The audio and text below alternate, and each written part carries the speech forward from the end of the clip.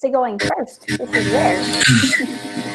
Well, my name is Stacy Smith. I am a lifelong Cincinnatian. I actually grew up in the Finneytown, Winton Woods area, but I've been on the west side since 2010. My husband and I currently live in West Price Hill, and we love it very much. I'm running for city council because I'm a therapist, and as such, I've seen a lot of gaps in our care for others in that regard. So, for example, we don't have nearly enough resources for people who are in crisis outside of the police.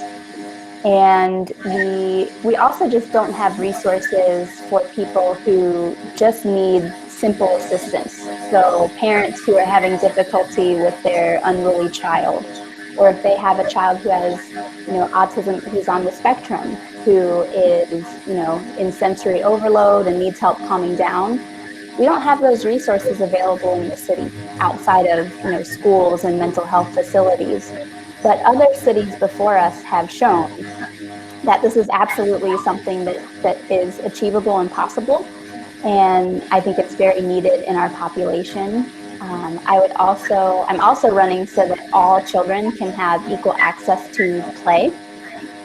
Play is incredibly important for their development, and we have no playgrounds in Cincinnati that are 100% wheelchair accessible.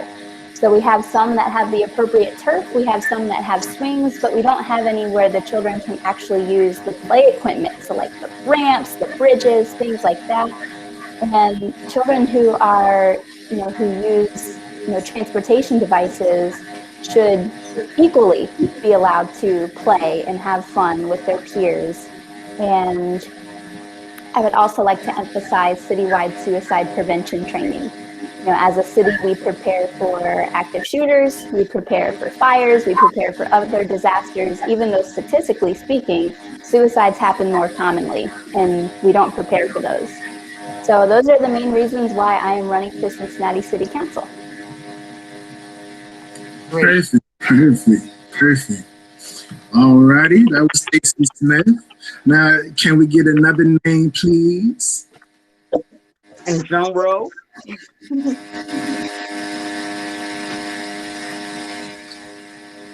Mr. Logan Simmering.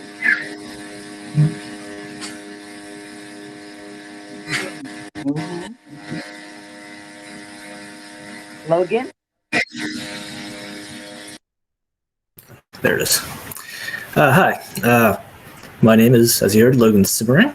I am not a Cincinnati native. I'm a transplant. I moved here in about 2009.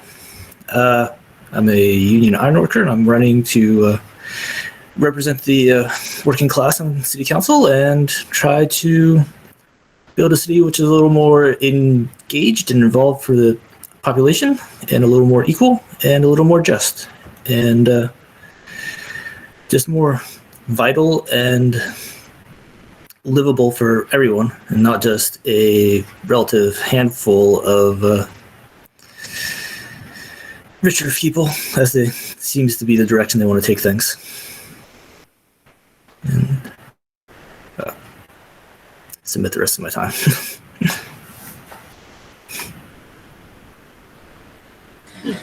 All righty. All right, if we can get a new name, please. That was Logan, by the way, that was Logan.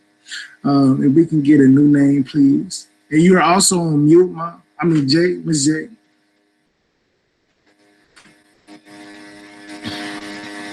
The next name is Mr. Grossman.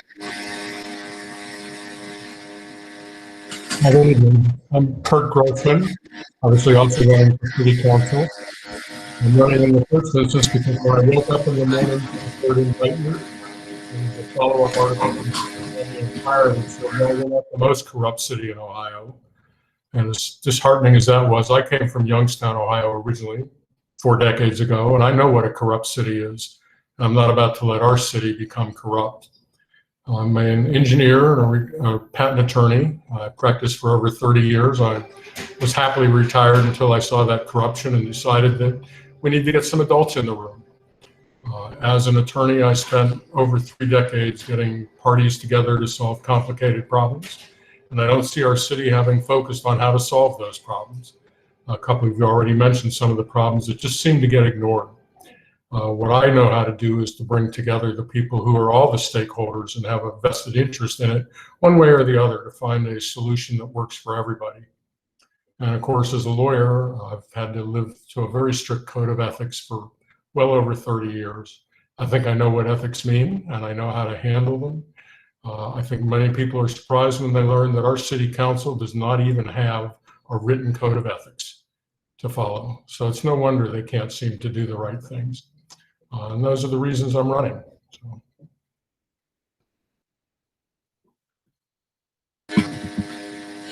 Great, great. That was Kurt. That was Kurt, everyone. All righty, we can get another name. Next name we have is Mr. Nick. I hope I said the last name right. Jabin.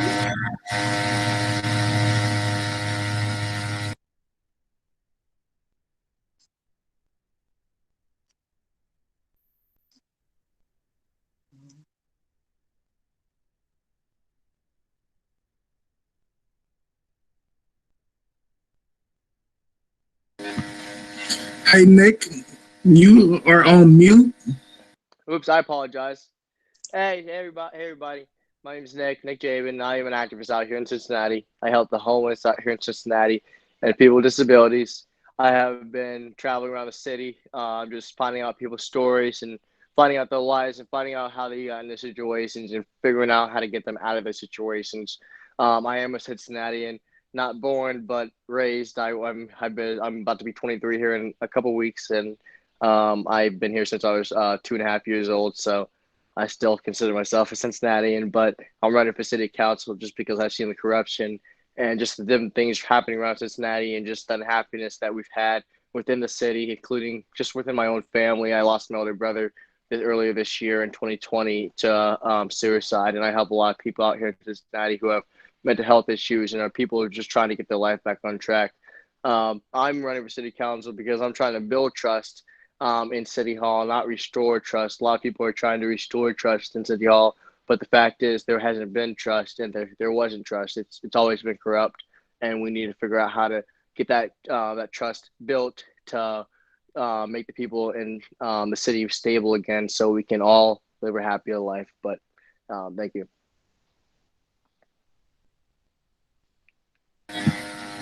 Yes, sir. That was Mr. Jabin. All righty. We have a couple more left. If we can get another name, please. Next one is K.A. Hurd Jr. All righty, ladies and gentlemen. I am K.A. Hurd Jr. I'm running for a couple of reasons, just like we all are. We definitely want to clean up City Hall.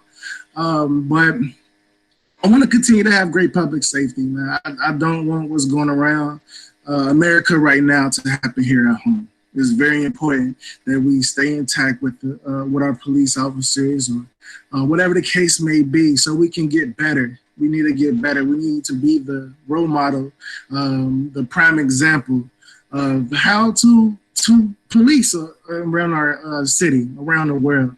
I just don't want what's going on in Minnesota or Atlanta or whatever the case may be. I don't want it here. And then I also want to continue to I want to have safe infrastructure. I want clean water. I want to make sure that we pick up the trash off the ground. Make sure that the snow get off the ground in a timely manner. Make sure we fill our potholes. I want to do something about our Western Hills Viaduct. I stay on the west side. I've been living on the west side for 20 plus years, just about all my life. So it's very important that the west side stay up, just like the whole city. But and then also I want unity. I want to bring us all together. I don't care what neighborhood that you're from, where you grew up at, or whatever the case may be. I feel like we are strong as one. We're strong individuals as Cincinnatians. We can make some things out of dirt. Like I can tell you that, but we're stronger together. We are stronger together, and it's my duty to make sure that we stay strong. And I yield my time.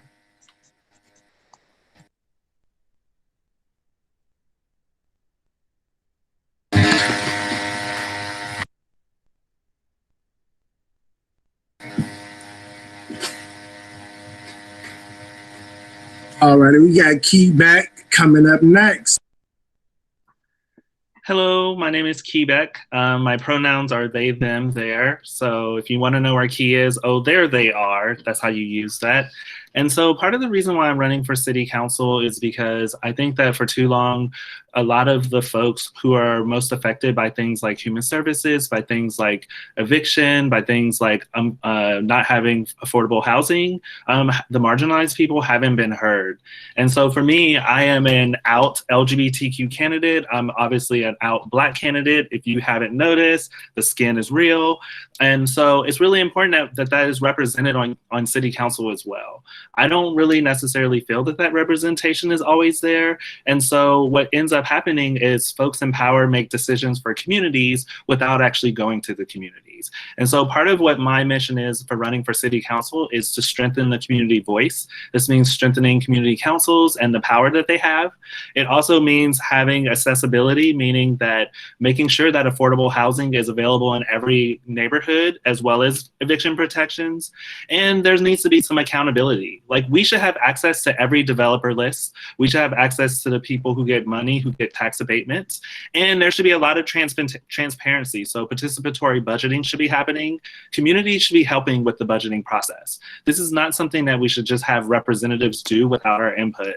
And then finally, I believe in community, because I think that for me, I believe that it really does take a village. And I was raised by aunts, uncles, aunties, neighbors, and I really want to bring back that community culture to Cincinnati. I want us back on sitting on stoops. I want us back, like, you know, sitting on the street having a talk. The old guys who used to sit in front of Kroger's. Like, I want all that back, because that's the culture that made us who we are today. And that's what I want to bring us back to. And that's why I'm running for city council. All right, perfect. That was Key Beck. So we're gonna go ahead and get into our first question. If Ms. J can please ask our first question. Okay, so we can name out first.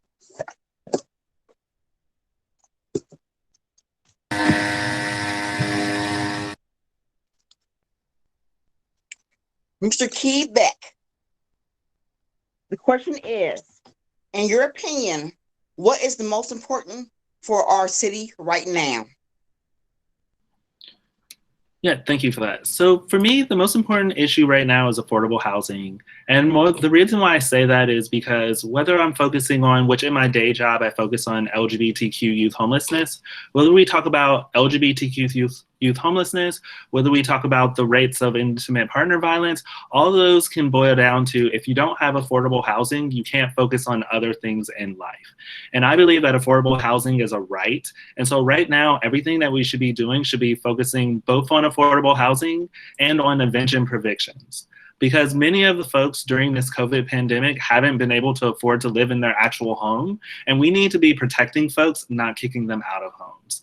And so I personally think that some form of affordable housing trust fund is important, as well as some form of eviction protections for folks, because we need to make sure that we're keeping folks inside of their home.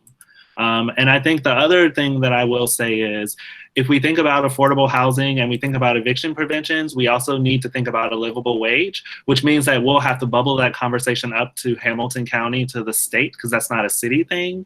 But one thing that we can start on here is not only working on an affordable housing trust fund, but making sure that we have adequate public transportation that goes to all of those houses.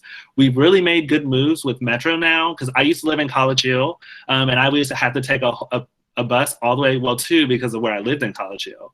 And I wouldn't have been able to keep many of my first jobs if it wasn't for the bus system. And so it's all a holistic system of things that are connected. So our first thing is affordable housing. Then we need to make sure we have public transportation that connects you to that housing. And then we need to make sure that there are workplaces with a livable wage so you can afford and continue living in your home.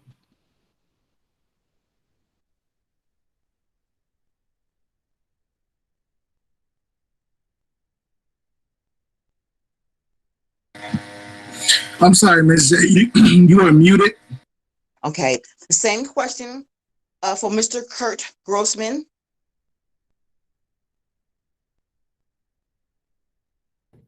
Still Thank muted. you. Here I am. It's working now. What's most important for our city right now is a bundle of things, and I think Key hit on most of them. We have a serious affordable housing problem. We don't have solutions. We keep hearing people talk about it. We do, in fact, have an affordable housing trust fund, but it has almost nothing in it, even after it's been here for several years. My plan is not just to throw housing at people, but to build up the ability for people to move up in housing.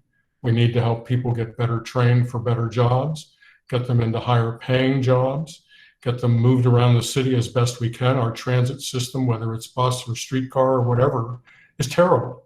It doesn't connect people up. I agree with Key that the recent change in the levies may give us better coverage. I went to college here in the 70s. I could get anywhere in this city for a quarter. You can't do that anymore, and we need to change that. I realize that's a cooperative effort with the city and county, and in fact, I think Mr. Portun's dream of having a regional transit system is the right one. We need to get there. But we can't do anything yet until we can make sure people don't end up on the streets. We have way too much of that, not just because of evictions, which is a problem, but because of drug problems as well. And we need to hone in on that and help people avoid falling into that trap and help bring them back out when they're in. I have a lot of family members who've gone through that, and so I have a firsthand experience with what that means and also what it takes. So thank you. Same question for Ms. Stacy Smith. Thank you. My primary issue, or what I would like to see, or what I feel is the biggest issue facing our city right now, as far as, what I am able to help with. That's how I'm approaching city council. What can I do? And that is mental health.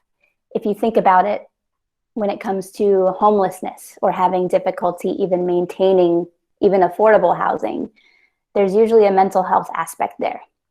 When it comes to crime, there's usually a mental health aspect there. When it comes to just difficulty sustaining or domestic violence, other things that the other candidates have rightfully mentioned, there's usually a mental health component there. So if we're not addressing those or having resources in place, we can give people all of the other resources in the world, but if they don't know how to navigate them or how to keep themselves mentally well and emotionally well, or to receive even some of the cognitive, assistance that may be needed, then those resources are not going to be utilized to their fullest potential. So again, what I see as the biggest issue with the city right now is lack of mental health care, especially as we're coming out of a pandemic. A lot of times when national or global tragedies happen, there's an upswing in mental health concerns afterwards, and we are walking into that afterwards right now. So I want for the city to be prepared for that, because unfortunately on the mental health side of things are probably going to get worse even as COVID gets better. And I think that we need to prepare for that.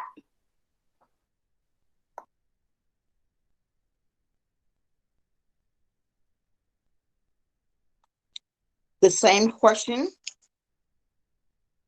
Mr. Logan.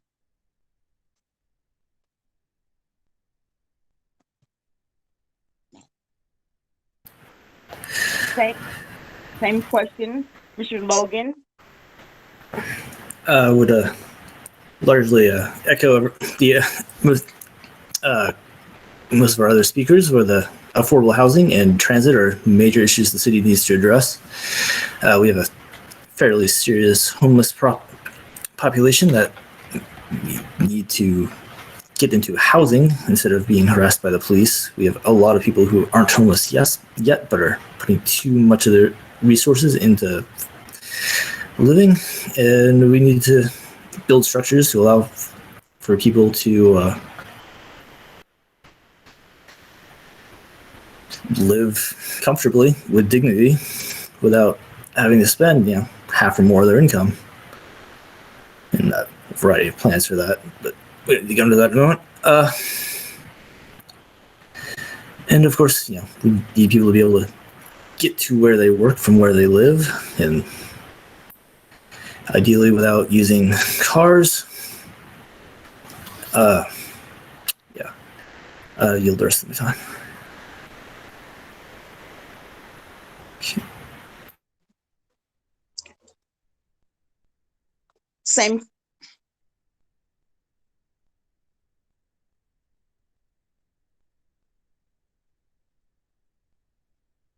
Same question for Mr. Nick. Is he still with us?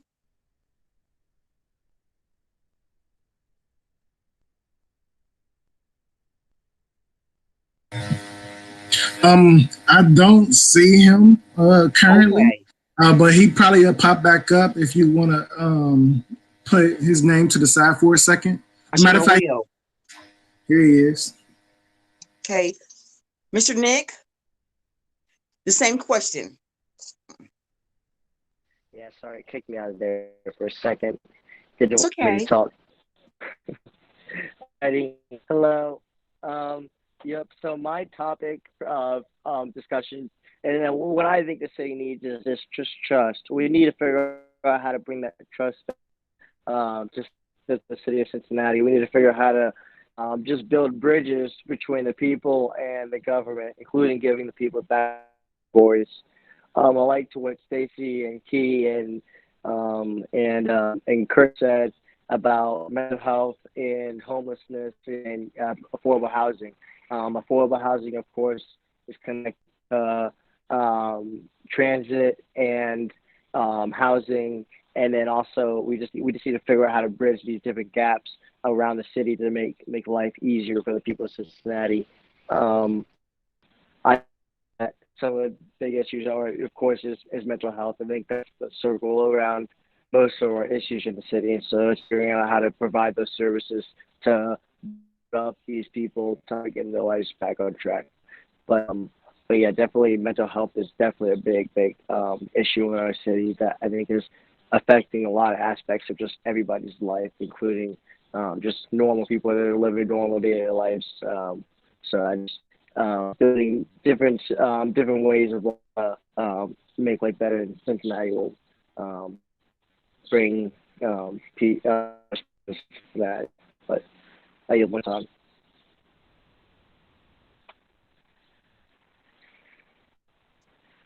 Thank you. Same question.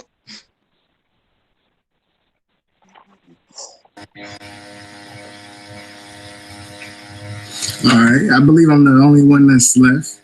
All right. So everything that everyone said, of course, is great. I mean, we had a bundle to put our city together to make it better. It would be just that. But I would like to add my most important thing for the city. I feel like unity.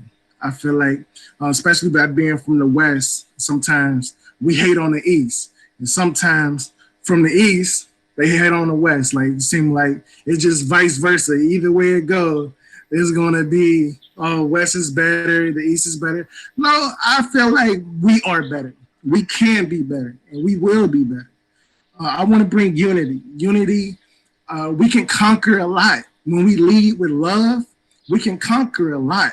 We need to understand that regardless if you're homeless or mental health or regardless of the case, if we lead with help, with love, we can help our society, regardless if we win a seat, regardless if we don't have anything to eat. We can help each other in different ways once we lead with love. Once we know, like, you are a part of this city, we want you to grow just like I want to grow myself. I feel like that is very important to me. And I feel like it's very important to other people also. But I want unity. I want us to work together regardless of our race, regardless of our beliefs, regardless of wherever you came from. I don't care if you're not from Cincinnati, but if you're living here in Cincinnati, we need to work together to get things accomplished. Yeah, I yield the rest of my time. Okay. Oh.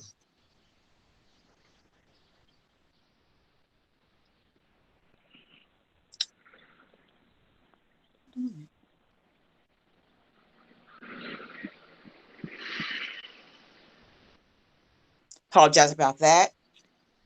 Okay, our second question.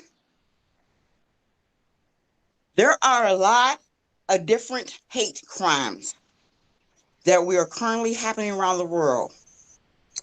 What are your plans to make Cincinnati a safe place for all?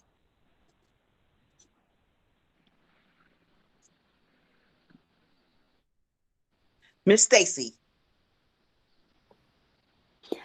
No. I would personally work to ensure that those who are victims of those crimes receive the restorative care that they need. I am a firm believer in restorative justice, which is essentially holistically taking the hurt that has been caused by a crime or something similar and taking a holistic approach in healing that. So, for example, for our Asian American community, ensuring that they have access to therapists, support groups, even if that's something that is, offered and conducted by City Hall, I would love to see that. But I would also ensure that our many, many local agencies, private practices, anywhere that provides mental health care is really on the forefront of helping these individuals heal. Our churches as well, I feel, need to really step up when it comes to addressing this concern. So my priority in this regard would be to make sure that the victims are able to heal completely. If trauma, like the hate crimes that occur, happens, then we have a very small window to address it before it could potentially lead to some really long-lasting problems. And we don't have fast enough access to resources to make sure that that doesn't happen. So that would be my plan, would be to really focus on the victims and to take a restorative justice approach within the city. Thank you.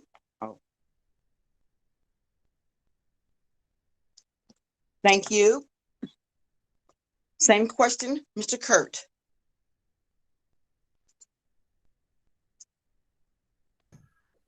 Hi, as a member of a group that's been subject to hate crimes for centuries, I'm Jewish and we're persecuted wherever we go. I certainly have a sensitivity and understanding to it.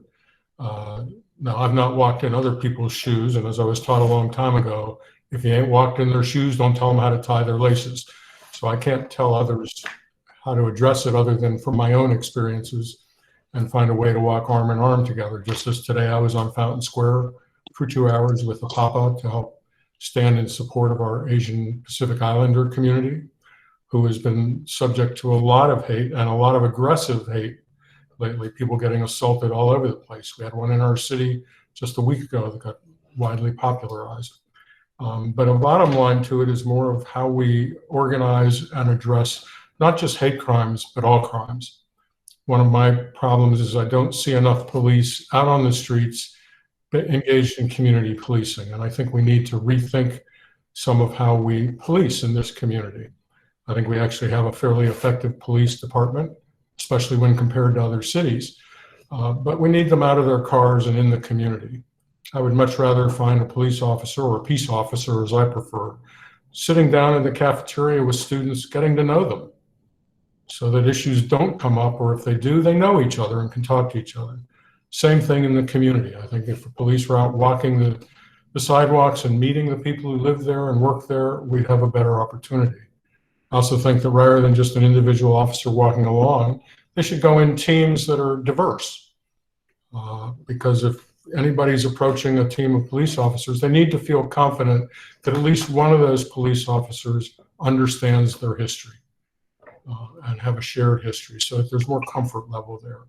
And so that's how I think we can get at the root of these things and start to cut them away.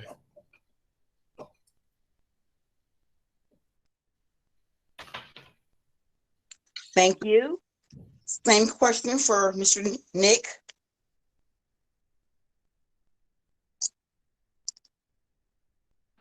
Hello again. Yeah, so my plan for strengthening just the community violence and mistrust within our city right now is figuring out how to get more social services funded. I think if we can get more social services funded and create more groups that can respond to incidences like mental health issues, like there's been discussions that I've had with different police officers around the city of just how they don't think that we can have a service just respond to an incident without them being there, or the people won't allow that. It's just we need to strengthen how we approach different things within the city. Just things aren't being handled right. So I put different things in more task force. So like have more task force for handling different situations around the city. And I like that community engagement that Kurt talks about. I think it's all about having more engagement within the police in the city to know that the people need to. It's just I think the police need to be more of people in the city instead of police. They should be able to have a conversation with the people. Like they should have a kind of a name basis with these people. Like I have a lot of friends within the police department that I walk around downtown all the time with, and they'll say my name and we'll have conversations, and they know who I am. And so I think that's how the community should work, so it can be safer and the trust can be built back up. But I yield my time. Thank you. Thank you. Same question for Logan. Mr. Logan.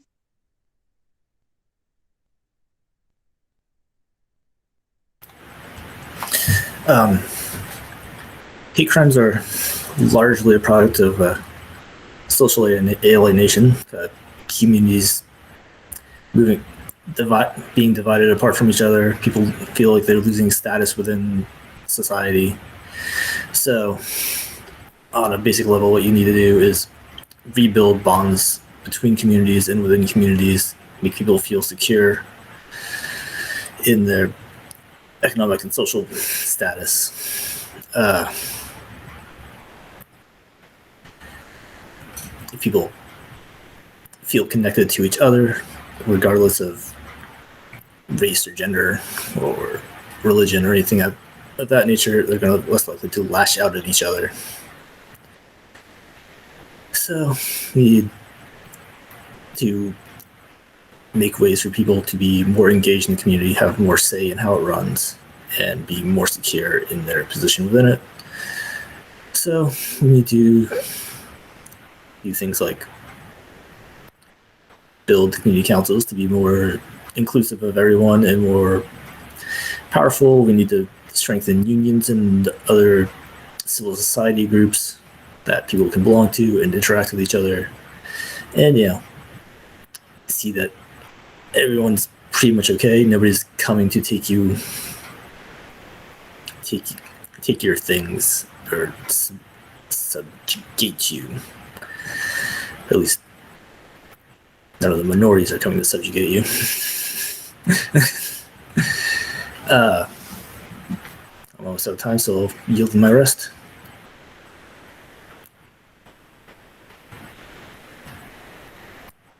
Thank you.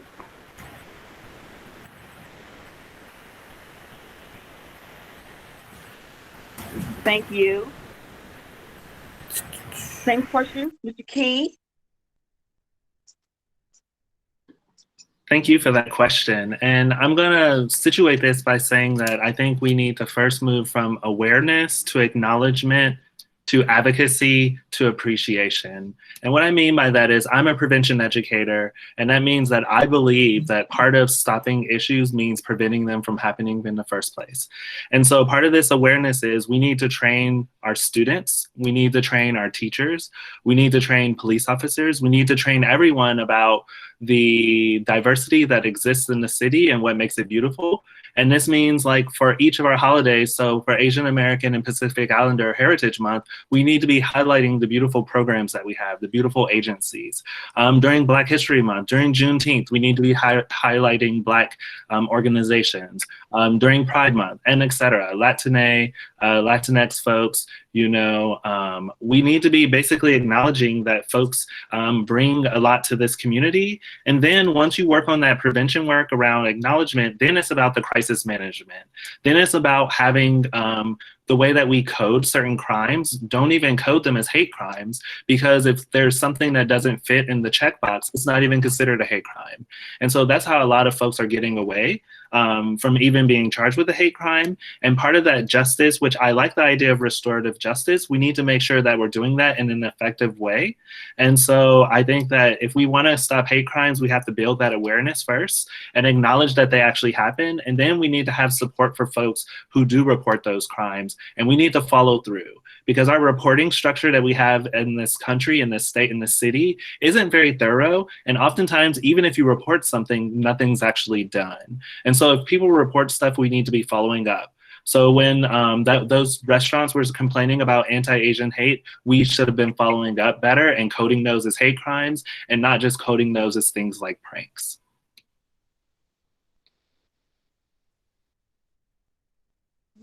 Thank you. Last but not least, Mr. K.A.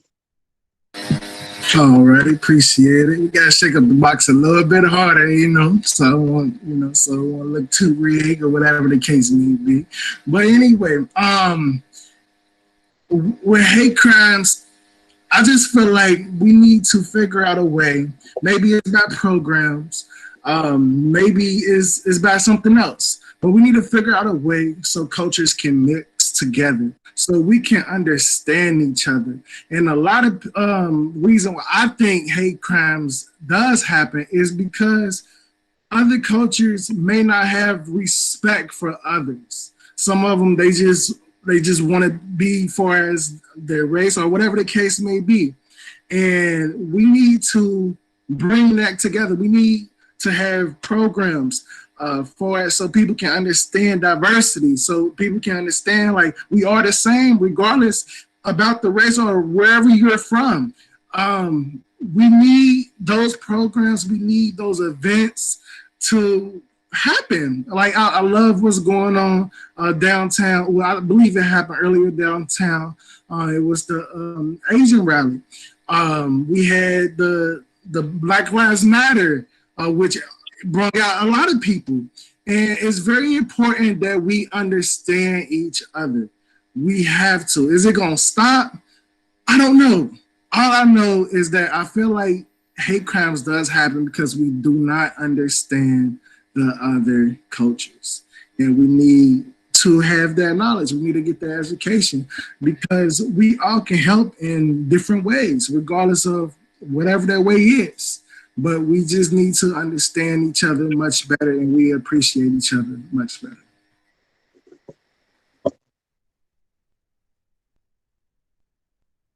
Okay, the third question would be, if you receive $100 million grant to use for the city in any way you want it, what would you do and why? Mr. Kurt. Uh-oh. Did you hear the third question, everybody? Yeah, I did. Okay. Well, $100 million grant sounds like a lot of money, but the truth is it doesn't go very far. Not when we were looking at affordable housing trust fund for $50 million a year, that would just cover 2 years. But clearly, if we get a grant like that, some of the things we can do are do some immediate fixes to some things, help get people off the streets, help get people in housing, stop some evictions. But a part of it should be invested in long-term solutions. What I see around this city all too often is we put Band-Aids on things. And so we spend $1 million to fix something, and within 6 months it's broken again, and have to spend another $1 million. This is particularly true on our infrastructure. You see a pothole fixed, and a week later it's a pothole again. As an engineer, that drives me crazy. I would much rather, instead of throwing $1 million at something every 6 months, spend $3 million and fix it for 10 years. We can do this, and we know how. We just don't have the political will to do it, because when we get money like that, everybody has their hands out and said, give it to me, give it to me, give it to me. There are too many people just grabbing at the money for short-term gratification and short-term solutions.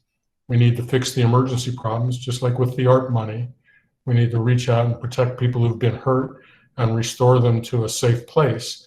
But then we also need to take a lot of that money, including what would be in this grant if we got it, and figure out some systemic problems and actually build solutions to them. An example is the Western Hills Viaduct. How many years have we been talking about it? The Brent Spence Bridge. That's been since I was in college in the 70s it was falling down. It's been replated and re-riveted so many times, I'm surprised it's still standing. So we need to dig in and solve problems. We're not going to solve them all, but we can find 2 or 3 that are the most serious and get them fixed so we can get around our town, get around our community, people can get to and from school and work and enjoy life.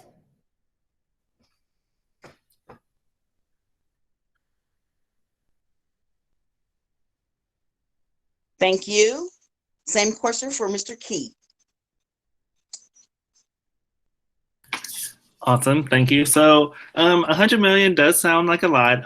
Right away, so I was a supporter of issue 3. So right away, 50 million, I would put in Affordable Housing Trust Fund.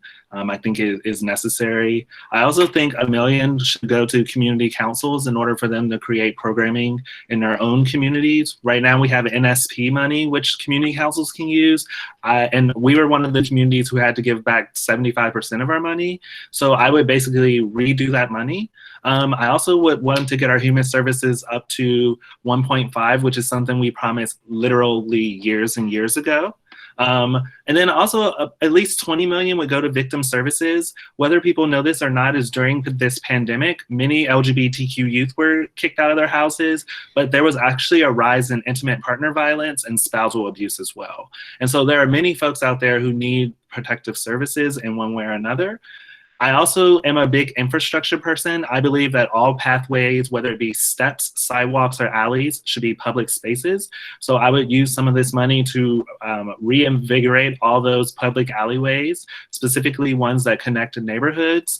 And then finally, I believe that we need more programming for the youth, as well as for the elderly folks. And then I think job training programs for re-entering citizens, LGBTQ folks, older folks coming out of retirement. We need to have job training for those folks because whether we like this or not, we're in an economy where we need all hands on deck. And so making sure that we have a good pathway from those for those folks to kind of have a livable wage is super important to me. And so those are probably not exact numbers, but that would be how I would spend the $100 million.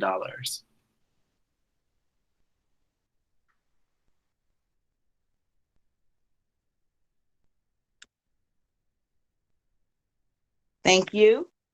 Same question, Mr. Logan.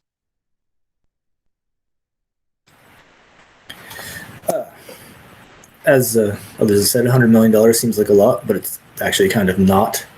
But the other thing is that as a grant, it's not renewable. We'd get one chunk of money and not be able to get a similar 100 million again for a while, if ever. So it would make sense to put it into a capital project.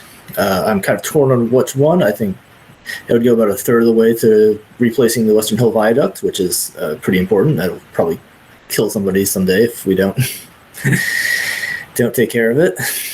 I also have a burning desire to cap over Fort Washington Way and put a public social housing on it with a socially controlled retail on the bottom, because that's kind of a scar right down the middle of the city, and it would be a great place to put some disadvantaged people right in the middle of downtown where they have access to everything. I can't really decide between the two of those. Maybe 50 million for each, I don't know. Yield the rest of my time.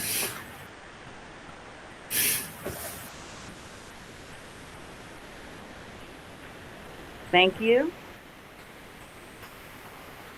Same question, K.A. Heard. All right. So, 100 million for as a city. I mean, it can definitely do something. It's not too much, but it can definitely work depending on how we do spend it. Me personally, Half of it, if not all of it, is going to community councils. They need help. And the communities only is going to be strong as they counsel. I talked to a lady the other day for North Fairmount. They not meeting.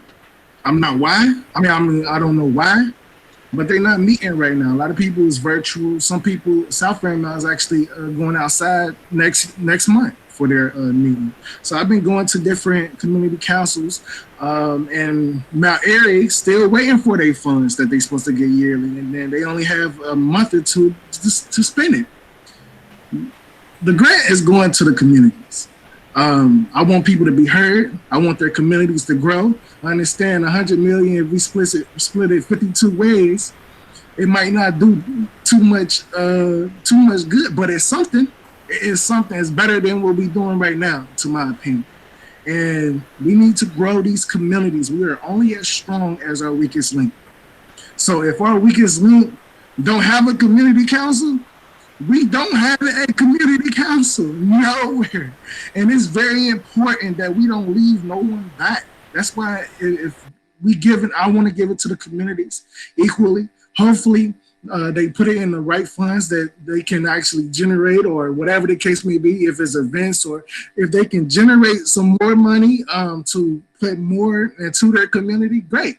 But that would be the ultimate goal. Allow the community councils vote, do what they feel that is needed for their community, and we just gonna wish the best. Thank you. Same question, Miss Stacy. First, 100 to 200,000 would be to launch my plan to establish the mobile crisis and assistance teams in Cincinnati. That would operate them for roughly a year while we gather and collect data on how to utilize the safety budget thereafter to continue to fund the program. Secondly, I would allocate $300,000 to build the 2 wheelchair and multimodal accessible playgrounds that are in my platform, because that's about as much as it will cost. $500,000 at most, and that's if we run into some barriers. Thirdly, I would propose that we divide the remaining up to the city councils and have them decide what they would want to do. If there are community councils that would like to allocate some or all of that to projects like the Western Hills Viaduct or things of that nature, then they can absolutely choose to do so. But I think that money would need to go directly to the communities, and they have the autonomy to decide what they do with it. And that would be my plan with that particular grant. And I will yield the rest of my time. Thank you. Last but not least, Mr. Nick. Oh, yes. Awesome. You got to leave the best for last. All right. Yeah, so I would definitely figure out how to reallocate some of those funds, or allocate some of those funds to mental health services, youth services, and affordable housing and housing.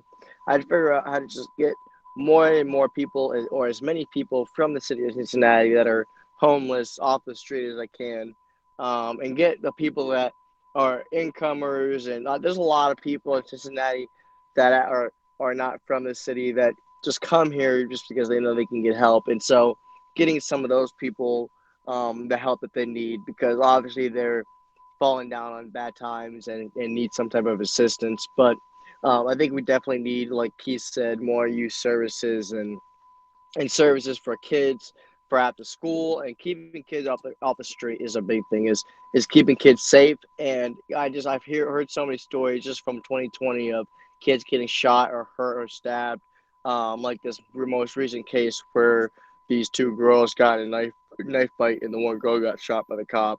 It's just, we got to figure out how to get kids in their mindset changed, and when it comes to how they coexist with one another and how they grow up.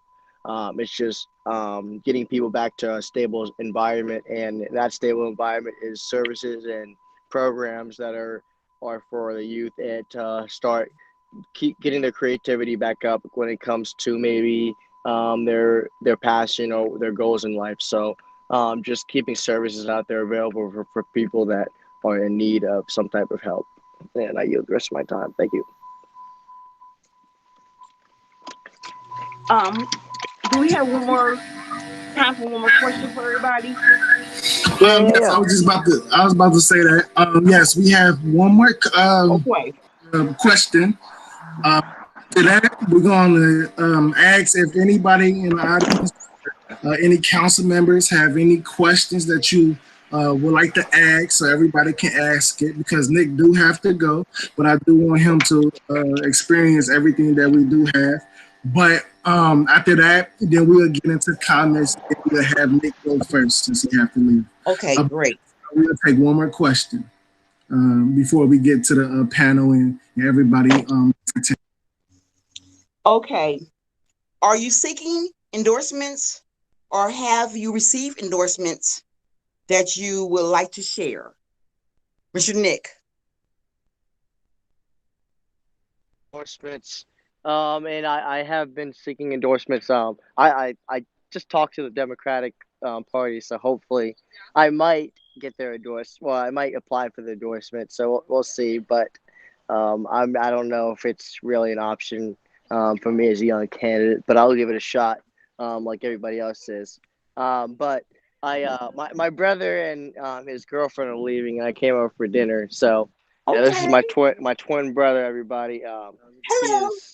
He does not look like me though, but he's doing landscaping, so he just started a landscaping business not too long ago. But definitely just more programs, and but I yield the rest of my time. Thank you. Thank you. Okay. Thank you. Mr. Kurt?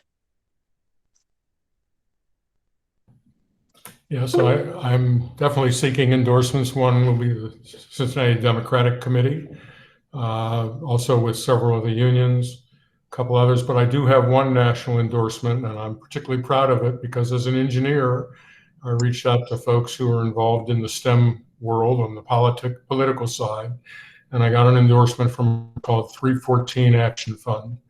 That was the group that was going to put $50 million behind Amy Acton before she decided not to run.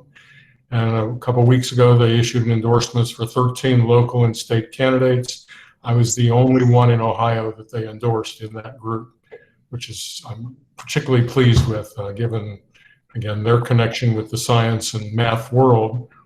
They understand that those of us who are trained in engineering and math understand problem solving and know how to bring everybody together to actually solve problems to take us forward. And so that's where I stand. Thanks. Same question, Mr. Logan.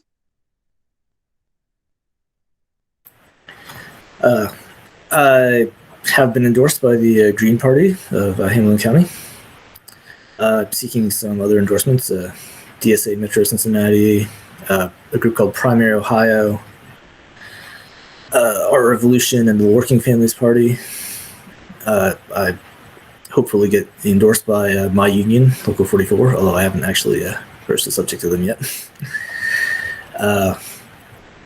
And I got a questionnaire from the Cincinnati Labor Council.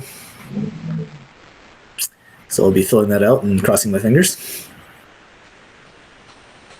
And there may be other groups that I seek endorsements with, but that's what's on the table right now.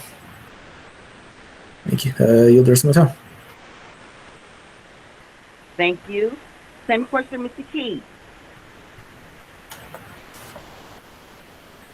Yeah, so that's a good question. And in all honesty, if you would have asked me this question a month ago, I would have told you a bunch of political people, including the Democratic Party. But since they updated their endorsement deals in the sense of if you get an endorsement from anyone else, they will not endorse you, I've really taken a step back from even seeking endorsements from political agencies. And instead, I've now kind of pivoted. And so I will be seeking an endorsement from Sunrise Cincy, which is a bunch of young activists, as well as the Ohio Students for Gun Legislature. And so for me, I think I'm going to look for more endorsements that are more issue related. Because personally, I feel that part of what we are doing is representing people and representing communities and not necessarily political parties. And I'm glad that we have, the city council race in that way. And so far, those are the only two. I do have applications from other folks, and I'm obviously going to seek out union endorsements because I am pro-union. But other than that, those are the three organizations that I'm looking for as far as endorsements go. And I yield the rest of my time. Thank you. Same question, Miss Stacy. I was, proud and humbled to have interviewed with the charter committee. And I think they interviewed some 30 candidates or so, and they endorsed a slate of 9, and I was their 10th choice. So I was incredibly excited and humbled by that opportunity.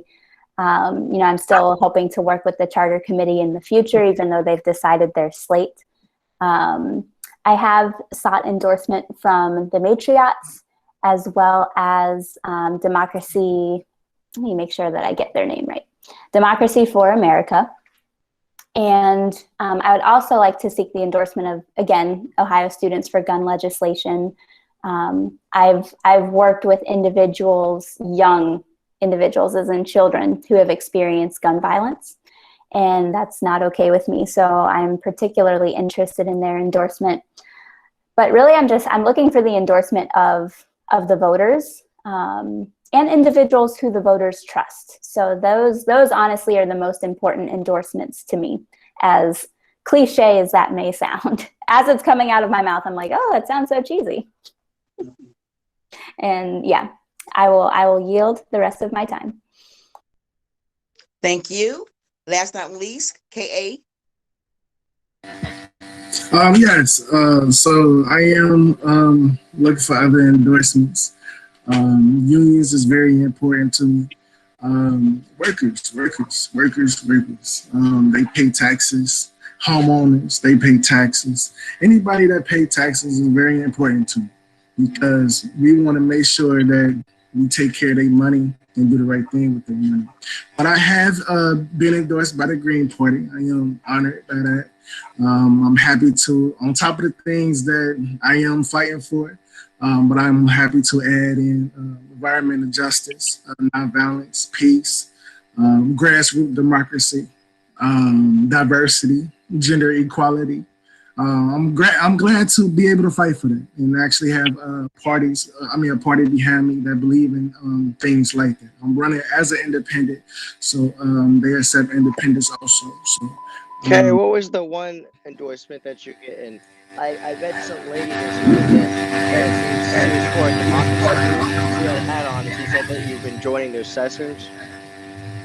Oh yeah, the bold new democracy. I haven't by them. Yeah. They are actually a group of great individuals. Actually, Kurt is in the same group also, but I have not been endorsed by them. They had invited me to their meeting, so I just continue to go to learn different things.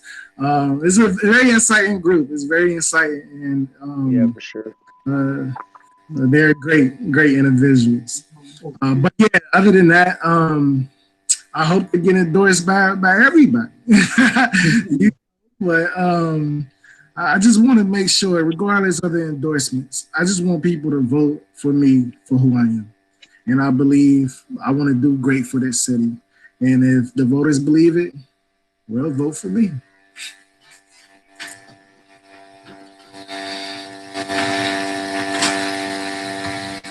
Thank you. Can we have some comments from the attendees? Yes.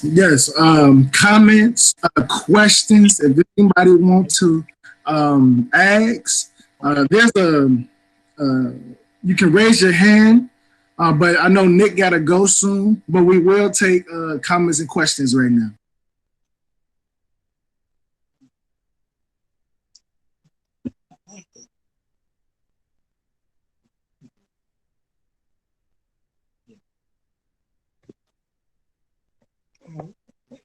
I have a question for all of you guys.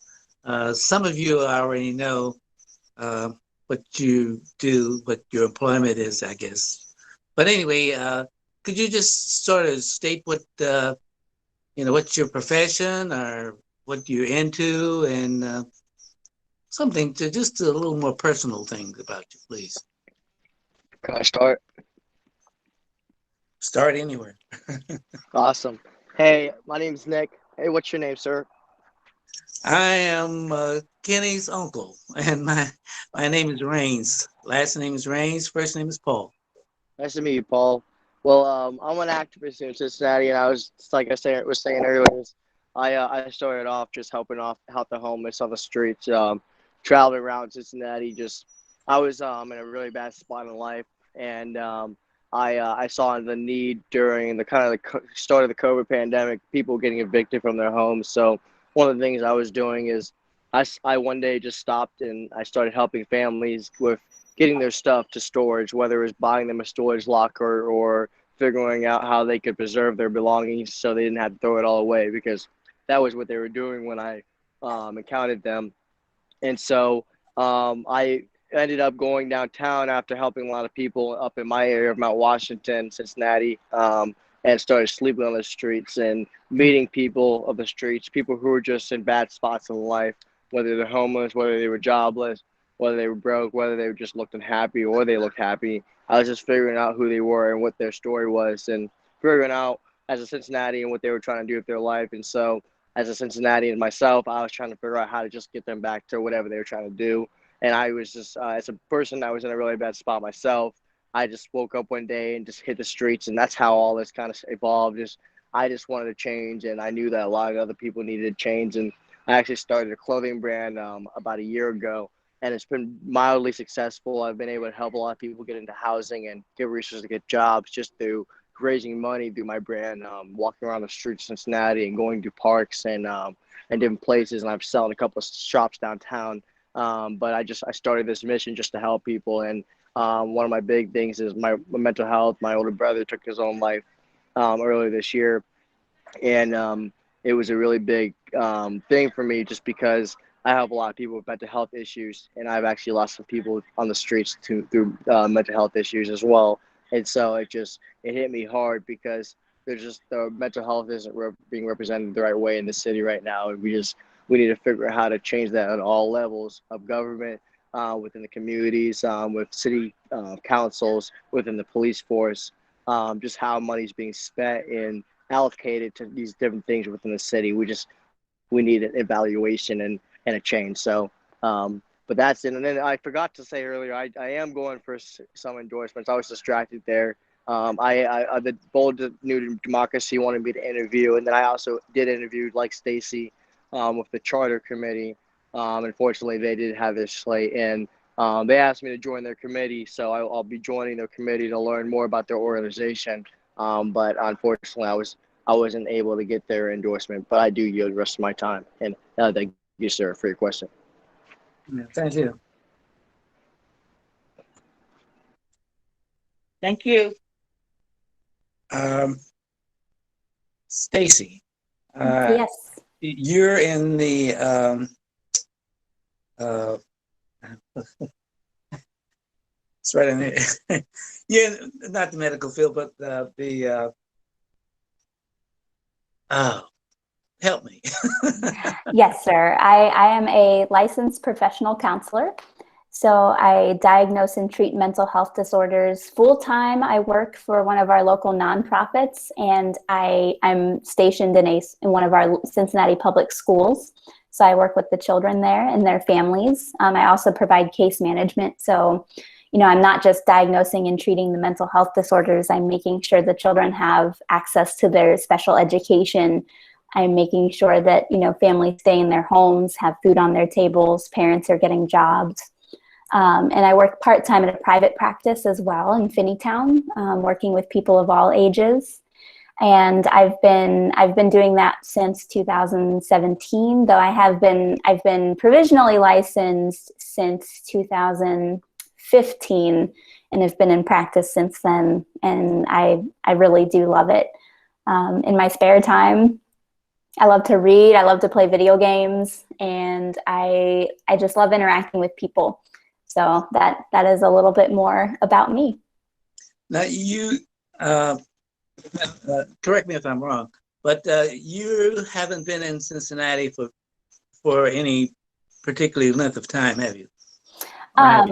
I lived in the Finneytown, Winton Woods area growing up, and then I've been on the west side in Price Hill since 2010. Oh, I was under the impression that you were from out of town, out of the state or wherever, but not. Nope. Born and raised and no plans on leaving. Very good, very good. Very good. Glad to hear that. So you know what we're all about.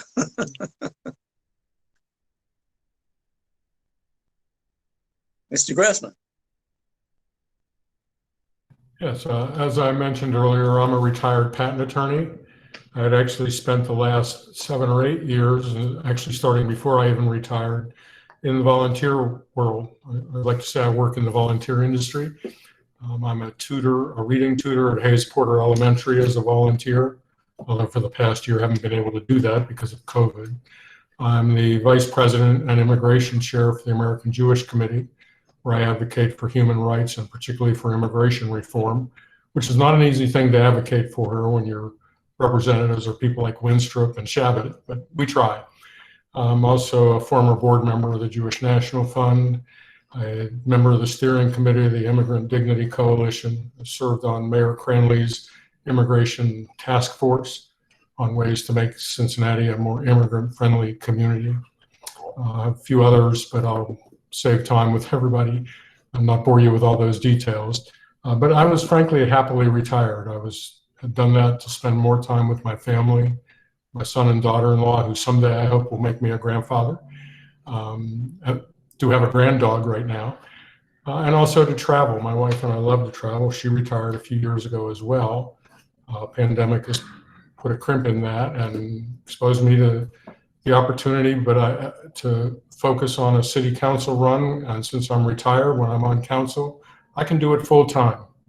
And I will actually be donating my paychecks to charities for education, job creation, and job development, because I think that's more important than using this as a stepping stone to higher office or for enrichment of me as an individual. I'm already retired, and successfully so and happily so. Also, I'd like to invite everybody next Tuesday to a kickoff event at Esoteric Brewing at 5:30. It's May 18th. If you can make it there, I'd love to have you. I'll be there. Where is this? Where is it place? Where is it located? It's 918 East McMillan. Okay. It's in Walnut Hills. Yeah. It's a minority-owned business, and they've been kind enough to extend space to my campaign. Mr. KB, what's your story? So I'm Beck. So I have born and raised here in Cincinnati. I actually have been an LGBTQ training specialist and racial equity consultant for most of my life. People often misage me. I'm actually almost 40. So people often think I'm this young person, but I'm not. I appreciate the suggestion, even though you didn't say it, but let's just be, I'm like 40. And so I've basically focused most, if not all of my life on advocacy. And this started from in high school when I used to work down here with the young people from St. Francis de Sales, all the way to when I was in college. A lot of the volunteer work that I did and a lot of the actual work that I did was around racial equity. So before they got rid of the the Cincinnati Human Relations Commission, before they got rid of that agency, I worked there. So we were the folks who brought the Great Youth Debate here. We were also the folks who were doing the SYEP, the Summer Youth Employment Program here. And so I've just really felt that advocacy, youth empowerment, and community development have just been strong in my heart. My mom came from the Deep South. She was like literally one of the last classes that was a segregated Black class. And so when she moved here, when she was younger, she really instilled in me that, you can't do anything without working with the community. And so that's why on my off time, I do a lot of community work, whether it be speaking to college folks, whether it be, we used to have future leaders of Over the Rhine, which were young, middle school, grade school kids that would do programming. I was a volunteer with them. I also volunteer with Peasley, the Cincinnati Homeless Coalition. And so really a lot of my time is always based on equity and advocacy, because I feel that until we all are liberated, none of us are liberated. And so that's a mantra that I live by, Fannie Lou Hamer quote, if you don't know. So that's a little bit more about me and what I do and how long I've been here. Oh, very good. How about you, Mr. Logan? I have a pretty straightforward job. I'm a union iron worker. I put in a lot of rebar around town. Help buildings stand up. Yeah, I mentioned before, I'm not from Cincinnati. I grew up in Maine. Went to college in North Carolina. Moved here in 2009 or so. Involved in... You said North Carolina. Where did you go? What college did you go to in North Carolina? Warren Wilson College. I used to live in North Carolina. Whereabouts?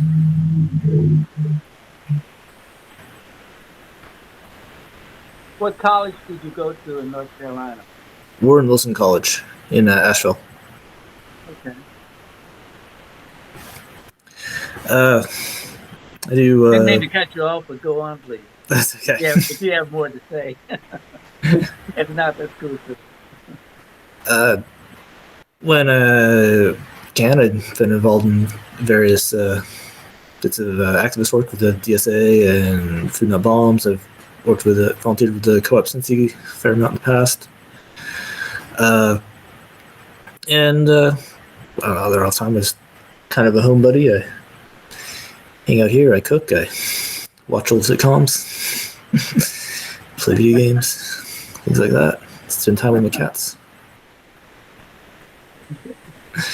Yeah, that's about it. Janet, you want to bring us up to date? Oh yeah. Sorry. Also, before I get started, Kurt, please put your information. I have it, but for anybody else that would like the information, please put it in the chat. If you got a link, please put that in the chat so people can see it. But me, I wish I had this sob story or whatever the case may be. I'm a DJ. I DJ. I like to get people moving. I like to create environments that is everybody feels safe, everybody feel welcome, and just just spread the music of love, So I'm a DJ. Other than running for city council, I've been DJing for roughly 4 or 5 years now. I did different clubs and been in different communities. Right now, I'm currently doing weddings and everything. But yeah, I'm currently as a DJ. I worked in, other than that, I've been working in cell phone stores. Sold cell phones for a while also. Like Stacy said, I like being around people. It's very important. I just like being around people. Everybody got different tastes and different things, and that's what makes the world go round, because we all different. We are all different. Yeah. I just like being around people. I really do. Okay. Thanks, Ken. Thank you, guys. Appreciate it. No problem at all. Alrighty, guys, we have 4 minutes left. If anybody have any upcoming events or quick announcements, this is your time to do so. Please feel free to take your mic off of mute. There's no order. If you have anything to say, please say it. I do want to take another 30 seconds. We are going to have a part two of this, since we still have several questions to go through. So if you do want to be a part of the part 2, I hope everybody do. Please, if I emailed you, email me, let me know so I can get it together. If I send something to you on Twitter, please let me know, or Facebook. Please let me know if you would like to be a part of part 2. It will be June 27th. I believe that's the Sunday, the last Sunday of the month. But June 27th, or if y'all know anybody else that would like to join us, please send me their contact or tell them to contact me. Either way it go. Okay, all right, we got a birthday on that day. Okay. But please, I hope we all can do this again. I hope it's even more people because it's like 80 of us. But please feel free. Hit me up. All right, I'm done. All right, anybody else that got comments, please feel free. I'll just jump in really quickly and say next Sunday from 1 to 3, I will be at Hoffner Park in Northside collecting signatures. I do not have my signatures yet. I'm in my home stretch. So literally these next couple of weeks is going to be getting me there over the finish line. So that is next Sunday, 1 to 3. Everyone and anyone can join. I like to do things very community wise. So anyone who wants to show up, please show up. And if anyone's going anywhere else, let me know because I missed today. Sorry, Stacy. But other than that, if you let me know, I'll try my best to go and we can collaborate and collect signatures if you still need them. Perfect. Yeah, Mr. John, if you would like to have a comment or a question. Yes, sir. Thank you. I was wondering who on the panel already has their signatures and who still needs some. I'd like to be able to support these signatures. Okay. Yes, sir. I know I do. I do. I need help. Well, we getting close.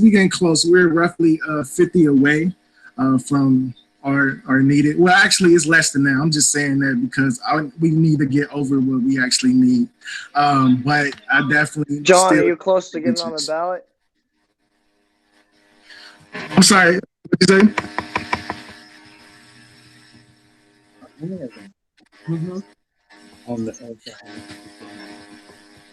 Oh, but I'm not for sure what he said. But if anybody else need signatures, please, this is your time to speak up.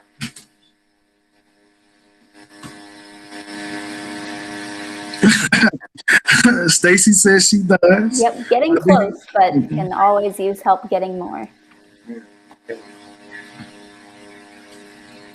Yeah, I think that's great. If anybody is able to mention a time and place that they're going to be somewhere and they need signatures, I'd be happy to show up and help anybody. That'd be perfect. We do. Thank you. Key, if you would like to type the the information in the chat, so John can have that. And then if anybody else having any type of signature gathering coming up, please feel free to put it in the chat so John can have it. And anybody else that would like to help, even I know we got a couple of people that's already on the ballot. If they would like to help, they will have that information also. So please put your information in the chat so they can get that. And all right, Nick, appreciate you. All right. And we are right here at 7:30, but I do want to give everybody time for comments, shout outs, announcements. If everybody is good, that's good. But if anybody need any time to make last minute announcements, please feel free. Yeah, Mr. John, do you have anything else, or is your hand still up from the last question? Oh, I think that was just from the last question. I apologize. Okay, you're fine. Okay. But if we are all good, I want to say thank you everybody that has attended. Thank you so much. I had a good time myself, and I hope you all had a good time. Don't forget to let me know if you would like to be a part of part 2 so I can get that together as soon as possible. I already have a link on Eventbrite, but I can add pictures like I did last time. But if we don't have anything else, I seen Logan had made a comment also. Let me make sure it wasn't for me. Okay. But thank you all. And this has been StayHeard Committee first questions and answers segment with City Council candidates. And I wish you all the best of luck and hope to see y'all next time. Thank you. Everybody have a good day. Thank you. Good luck to all of you.